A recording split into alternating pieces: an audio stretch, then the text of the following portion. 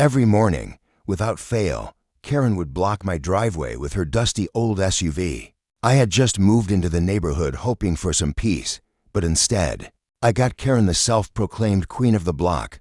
At first, I tried being polite. I left her a note, smiled when I asked her not to park there, even offered to help her back out if she needed space. But she just laughed and said, "It's a public street, sweetheart. Get used to it." I called the police once, but since my car wasn't technically blocked in, they shrugged and moved on. That's when I realized Karen wasn't going to stop.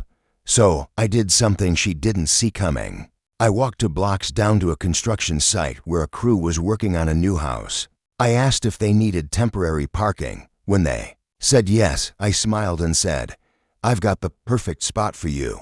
The next morning at 6:30 a.m. sharp, a loud cement truck and 2 heavy-duty vans rolled up and parked right in Karen's massive driveway.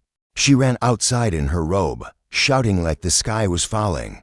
I waved and said, "Don't worry. It's a public space, right?" She called the cops, furious.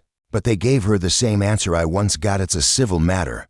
For 2 whole weeks, her mornings were ruined with hammering, shouting, and dust clouds right outside her door. She stopped blocking my driveway after that, completely. I thought it was over until one morning. I stepped out to find a giant for sale sign planted in her yard. Curious, I checked online and found out she'd listed her house out of frustration, calling the neighborhood too noisy. What she didn't know, I had already told the construction crew to move 2 blocks down the day before. I just wanted her to think the chaos would never end. Peace returned to my mornings and Karen left the neighborhood without even saying goodbye. So, tell me, if your neighbor kept blocking your driveway every day, would you play it nice or play it smart like I did?